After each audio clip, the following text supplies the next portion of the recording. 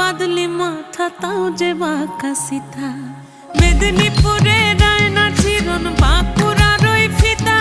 আর যতন করে বাঁধলি মাথা তাও যে বাঁকা সিথা পেছ পাড়িয়া রাজগো